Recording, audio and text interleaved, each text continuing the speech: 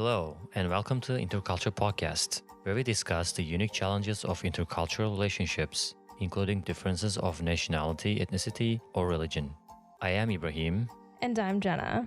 Each week, we discuss a different topic on living and thriving in an increasingly global society.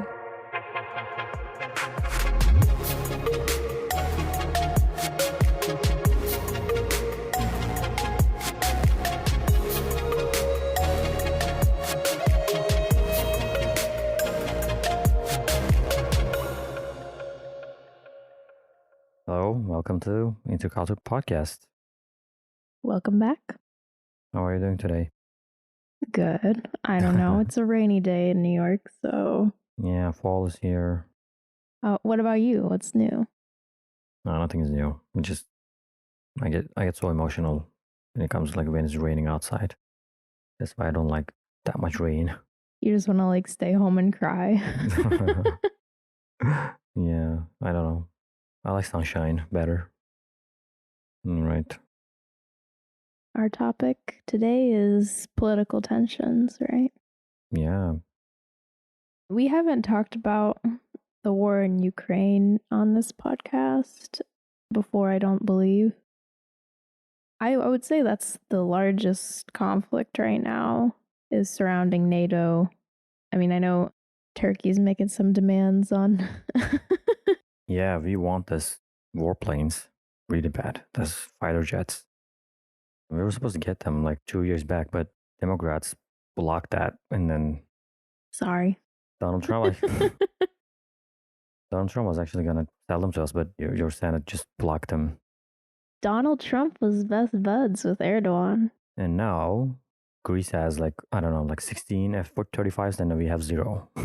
We have none. Well, if you guys would just convert to Christianity, then we would give you whatever you wanted. Even though we were part of the program, assembly partners. Yeah, we were producing some of the parts for F-35, even though Greece doesn't. I mean, I don't agree with it, denying that. And we spent $2 billion for those planes, and Federal Reserve has that money. Holy cow! Like that, yeah. They blocked delivering the F-35s to Turkey because we bought an air defense system from Russia. Right. S-400s. So that's why they were freaking out. Putin is a dictator, and he's doing a lot of fucked up things inside and outside of Russia. But it's I'm okay with dictatorship if it's what? If it's an extreme situation. No. Yeah, but think about World War One or Second World War. 100 years back, we were about to collapse. We were getting invaded by a bunch of European countries. We didn't have time for democracy back then. But we managed to somehow build our own nation from scratch. And that... As a democracy, though, not as a dictatorship. We needed someone to start that. You need a leader, yeah. As long as I've seen democracies do have leaders, so... It's really complicated. That person should be really qualified for that. But I feel like in democratic countries, typically the leader is qualified, whereas in dictatorships or in fascist governments, usually they're not, they might be smart, but they don't have the best interests of the country at heart. That's definitely true. So what are you... What I'm trying to say, living in extreme circumstances, countries torn apart, you don't have an army, you don't have food to feed your people, you don't have some sort of a technology that you can build anything. Most of your population lives in villages in the suburban area. 70% of them farmers.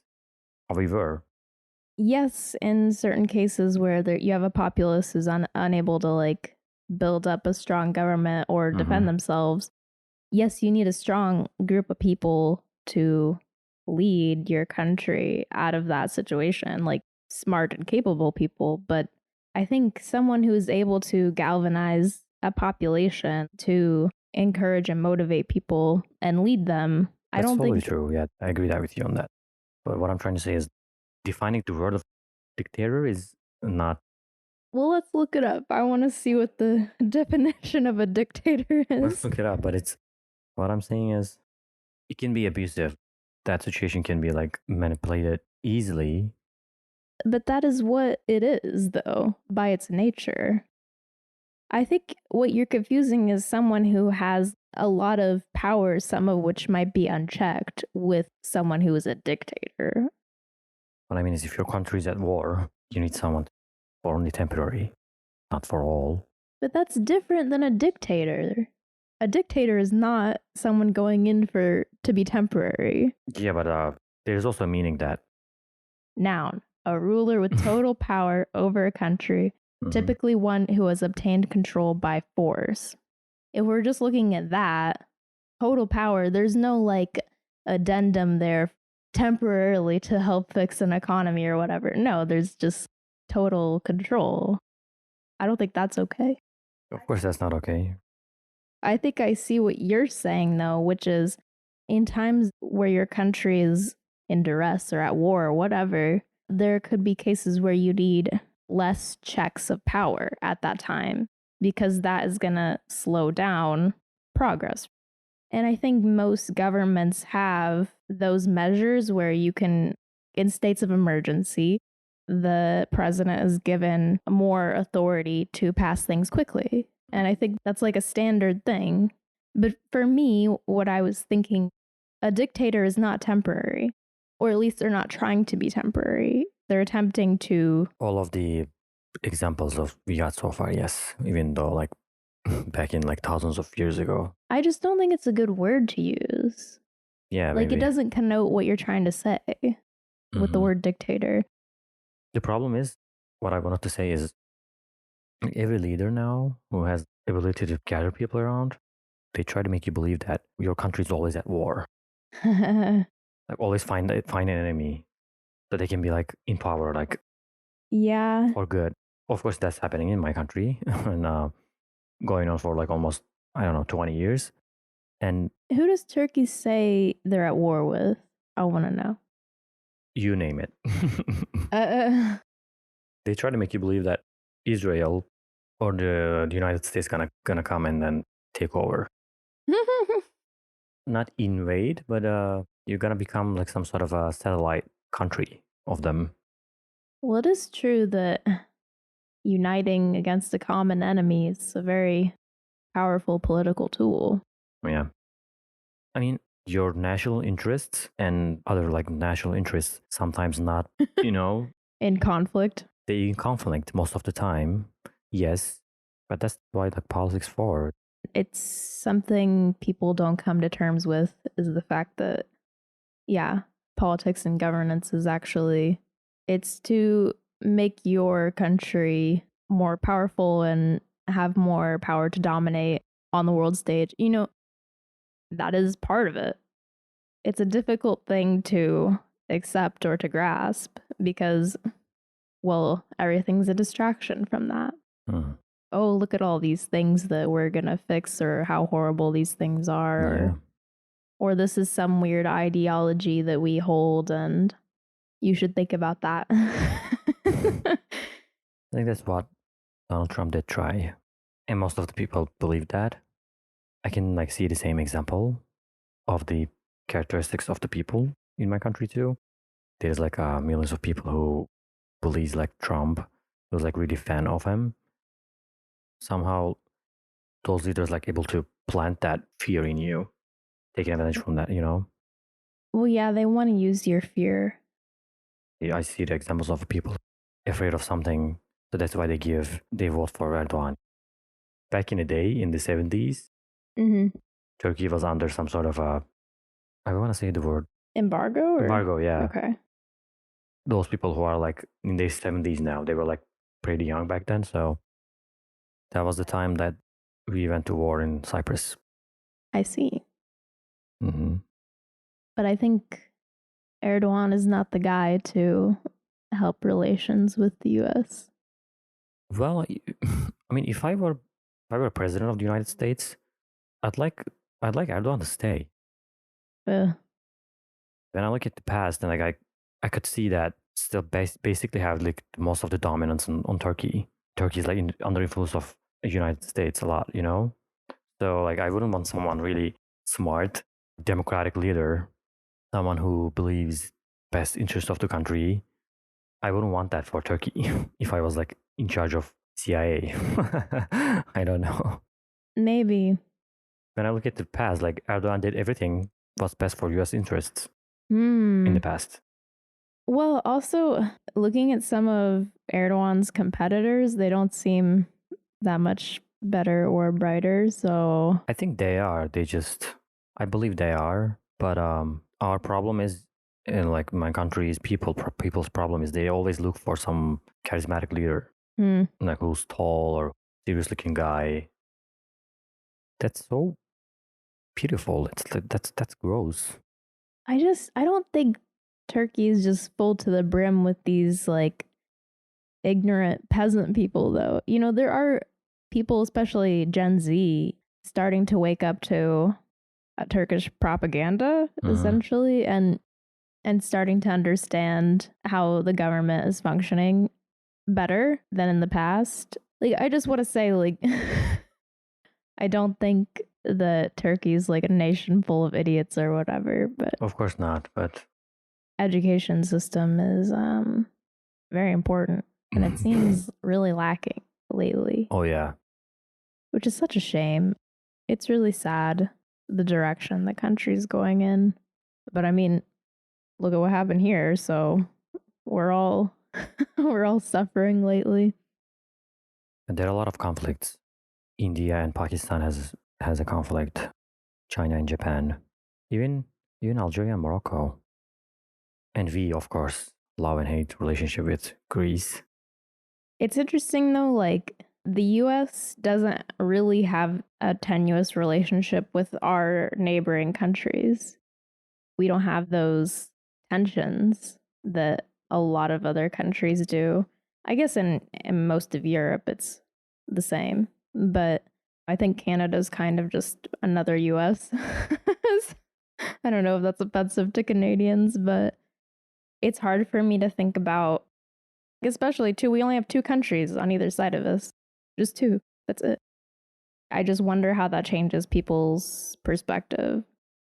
Well, yeah, we as an individual person find a way to not get manipulated. It's all how to control a crowd. Hmm. That's how you go your nation to a war. That's how you make people believe.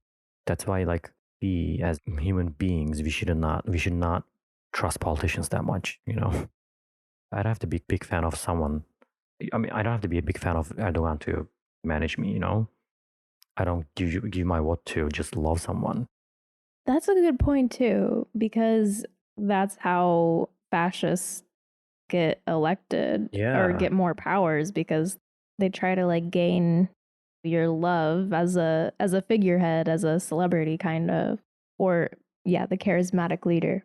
we are kind of living in a small version, like small imitation of beginning of the 20th century, I guess. Yeah, That's scary. Resources getting, how can I say? depleted. Yeah, maybe. There are less resources anyway. That's what you're saying. And like, there's a migration problem in every country and like everywhere. Don't have enough jobs for your own country's people. People starts to believe these extremist ideas. You know what I mean? People don't just start to believe this stuff like on their own. I think there's always someone trying to manipulate people's ideas, people's fears. And I think about that sentiment in the US, oh, we don't want more immigrants, we don't want more migrants or refugees. If someone wasn't telling them that they were going to come take all their jobs and ruin their culture, their life, or whatever, they probably wouldn't even see them. They probably wouldn't notice them coming at all. Or like they would just meet them and be like curious about them and their situation. I think that fear is completely manufactured because a lot of the people who are really fearful about migrants or immigrants coming to take their jobs, they are in a position where that is not a threat to them at all. I just don't think they would even notice them or even think about them. Of course, there is a fear of difference in human Mhm. beings, of course, but without fascists coming and attempting to divide the country into small, conquerable chunks. Well, Italy got its new president. Yeah. And like France was about to get elected by a right wing, and the right wing parties in Germany are on the rise in every like European countries. I think the civil war in Syria has like a big impact on it. Yeah. So I think the world has become too big. I think that's the problem. too big or too small? Too big.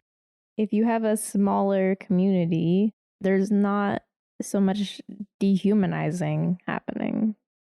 And there's not so much tribalism.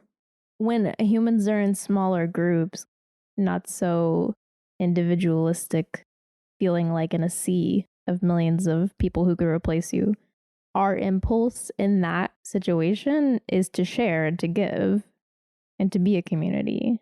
But I think now, if I look at the way people feel now, they feel divided from everyone around them. They feel more isolated. If you feel connected to your group and you feel that sense of community with them, like you're going to follow more compassionate impulses. Yeah. What should we do? More socialized? They talk about focusing on one area as a group can help unite a group and also lead to more problem solving in other areas if you just focus on improving one area. There's this focus, this is our enemy and we're uniting against our enemy, but it shouldn't be an enemy. It should be like saving the planet from climate destruction, or That should be the biggest enemy now. yeah, it's like there is a common thread we can all look to. Right. And that can be our quote unquote enemy. And if we can unite on something as a nation and also globally, that would help. Mm-hmm. Should we give up on politicians? Is that just a lost cause? No, the governments are like too like powerful now. I think you cannot like overrun and create a whole bunch of new system too hard. Well, you can't say that. You can't like say it's impossible to change a government. You have to believe in the power of the people. Isn't it weird to kill our own kind? We produce these mass destructive weapons and then we use it. And we believe that lie that this is the best interest of our country and nation. Yeah, it is weird. That was one of those college conversations I had. Yeah, actually, when you're in college and you're like, "Why do we fight wars, man?" Like, yeah, that's true. Actually, I'm being so. No, you're not. But I mean, I do remember having that thought a lot back then. Why are we doing this? Just hack into their government servers and like scramble everything. You don't have to kill anyone, or just unplug their internet. I don't know. Why can't Greece and Turkey move past their conflict? Why is because it of the political leaders that? Sorry to cut you off. I think every country has their own some sort of a royal family. Royal family? Yeah, that has some sort of involved in politics always. Idea. When you become a politician, you just stay there for like 20 or 30 years. You just, Well, I wanted to say, like, I really agreed with you on that every country has the royal family. I really like that idea. But anyway. Outside of the real royal family, like no, real I know like what you're saying. kingdom thing. But yeah, you're right. People get in politics some of them get in politics for their life. Yeah. If you have an influential way of speaking combined with it, so I think you'll be pretty successful. And your son will be probably pretty successful after you. The government of Greece right now, the Prime Minister Mitsotakis, his dad was also a politician too. Mm-hmm. So I could just give many, many examples of this from like any other country. Yeah, sure. There's like systematic, I wouldn't say racism, but your family's background matters. Your status of wealth matters when it comes to politics. I think we need more young people who comes from different backgrounds in politics in order to change that. Even though like in Turkey they try to bring back the royal family now, you know. I don't find that strange, of course. Ruled the country for 600 years and but what I'm afraid of, they like become influential again. Like I don't want to go through all of that again, you know. I don't want to like carry the old grudges from the past, you know. Oh, France did this to us, or British did this to us, so we can't be friends with them anymore, or we can't do like some sort of relations with them anymore. You know what I mean? Something like that. If you go back far enough, everyone will be your enemy. Yeah, exactly. I mean, and they always use the same ideas, same ideologies too. I think that that's what's happening. So in the case of Turkey and Greece, you can go like way back, like 1,000 years ago. Those lands were like belongs to like Byzantines, and then I mean, Greece has nothing to worry about. They like own most of the islands of the Aegean Sea, and then we have no intentions to invade them. And also, we know that the European Union behind this is behind Greece. There's like Greek island right next to my city. It's been like sitting there for like I don't know more than 100 years, and then no one's like going there and try to invade that island, or we are not like weaponize the unclaimed islands in the agency. We don't do that, but Greece does. They created like a bunch of like military bases on unclaimed islands.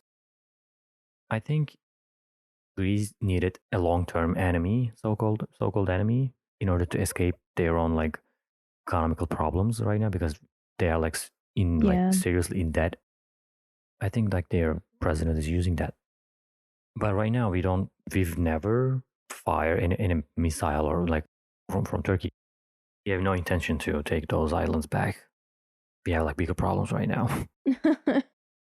It seems like Turkish people, a lot of them are just as angry at the Greeks, though.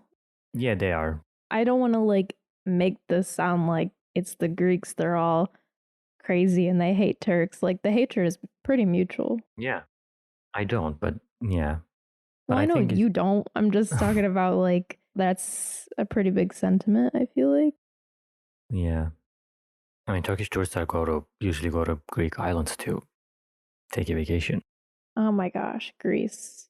I wanted to go there last year from Turkey. You should have. I know. I didn't though. But wow, Greece is so beautiful. Everyone went there on vacation this year, it seems like. Everyone I follow. They all went to some Greek island this year. But it's always a popular destination for wealthy Americans. I think I kind of do get it because back in Roman Empire, Anatolia were belonged to them. Then like Byzantines came after like a couple hundred years later, and then this like tribal barbaric nomad community has come to to like Anatolia, and then Turks started to taking over slowly. So now look at their land. Yeah. The size of the land is like much smaller now. Some of the Ottoman people, like if you look back at portraits, they're really Asian. Yeah. I know that's so off topic, but I was just thinking about how I don't know, when you think of the Ottoman Empire, you really don't think of that. But if you look at some of the pictures of some of the leaders, they look like straight up Mongolian or something. Yeah, we were. Yeah. We're basically Asians. Yeah. Yeah. I don't look like that anymore, but Yeah, why are you Asian? I don't know. It's like mixing with Europeans, right? I guess, yeah. It must be. It must be, yeah. I don't know. This is it. But when I like look at my Does most of your family resemble you, would you say? Do you look like them? but we all like don't look Asian, you know? But I don't think most Turks look Asian anymore. I think that was over a long time ago. Yeah. Well, who was living here when the Ottomans came, like Byzantine people, right? So I think over time they just kind of mixed. We were in a war. I wouldn't say like we would get married. I don't know. Well, they probably did. But sometimes, yeah. I'm not a historian about that area, so I don't know. But it's very curious, isn't it? Yeah, I wouldn't say like I'm like 100% pure Turkish. I don't know. Well, who could define what that is? Anyone who says they're Yeah. 100% pure Turkish is just bullshitting. What a creepy thing to care about, too. If Yeah, someone that would be did. like straight out. Yeah. Like the Grey Wolves, right? Yeah, like KKK move. Yeah. Yeah. We're all like mixed up. Right. Yeah, there's like political tensions between in the country. Of course, I'm familiar with current Turkey right now, but how about here? Democrats and Republicans. Some Republicans thinks that Democrats are worse than The devil. Yeah. Well, now it's even more so that moderate Republicans are still divided from Democrats and feel a bit of angst towards them, but now they are in tension with the far right Republicans, and they are being accused of not being conservative enough, and they're really demonized. I mean, so in some cases, even more than a Democrat. Okay, I see. Yeah, there's the rhinos, Republican in name only. I can see that. Well, because Erdogan is like a conservative person, but he's actually not that conservative. But in order to keep his side consolidated enough, critics about him by this like really like not extremist, but a like far right Islamic people people in like Iran, that will like not be okay with like you not wearing some sort of like head cover. So in order to keep them like happy, sometimes he like talks like that. Well, now it's kind of weird because I think Trump was really like the god of a movement of like extreme conservatives, but some people have kind of lost faith in Trump But because he's not even conservative that much, is he? I mean that doesn't matter because really he hates the same things that they hate. But yeah, I mean now that the plan has died, people have really lost faith in Trump, and people were really mad at him for encouraging vaccines because vaccines are the mark of the beast, if you didn't know. So there are people believe that they're going to insert chips by using the vaccine. there are people who think that the vaccine contains snake venom that is going to make us more demonic. That's so dumb. Just an example. So even though Trump is still a god in our country, there are even some splintering off of the extremists because they're kind of like losing faith in Trump. Like, what the heck? You won the election. Why aren't you taking charge? Oh, And that kind of thing. Oh, shit. And you that would didn't just start a war in the country. I don't know if it's going to come to that. I feel like this is kind of the American legacy, though. Extremists branching off from other extremists. I mean, that's how this country began. So it's kind of, I don't know, deeply resonant to our history. That's how twisted it is. It's sad. Education system is in the crapper now. At the end of the day, what I wanted to see as a change that I'm gonna say it again. We shouldn't like give some sort of a godly figure to our politicians. I just wanted to have an access to a cheap energy, clean water, and good education. Well-built roads and hospitals and the economy that is stable. Then I can like make my life manageable. What I earn. Everyone wants the same things. Yeah, but I don't see the point of being a fanatic. I think we should remember that.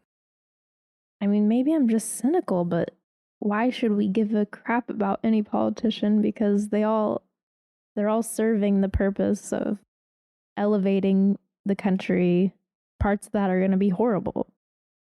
It's like, yeah, you should vote for someone who's going to do the least harm. Yeah, but I mean, there's just a lot of hero worship around the world, and we should just quit that in general. Yeah. Every country trying to become a superpower. Like, why do you have to be a superpower? You're not here to cherish, you're kind of here to destroy. I heard that in Westworld. It sounds like so true. Yeah, when it comes to desiring power, it means destruction in some way. How can you trust the politician like so much that you like love them that much, you know? Because people love hero worship. Yeah, That's the thing. Everyone wants a hero. I can vote for someone. Let's say like there's an election coming in Turkey, like I'm gonna vote for a guy and maybe I'm not gonna vote for him again. That's not a big deal. That shouldn't be a big deal. I can even like vote for other parties, like completely opposite ideological party. Maybe I can do that. I mean, if I believe that they're gonna like manage it right better, yeah. I mean, that's not possible in the US, I'll say. Yeah, too many people do want to glorify their leaders. I mean, it's kind of it's a natural impulse, I think, for people. But you have to be critical of them and you have to view them through the lens of being an equal human being. I mean, the president is a public servant after all. They're serving us, not the other way around. Right. So, thank you for listening as always. Thank you for listening. See you next week. Please follow us on social media. You can find us. Sorry, you're like, please do social media, even though I hate it. Email us at interculturepodcast@gmail.com or follow us on social media at interculturepod.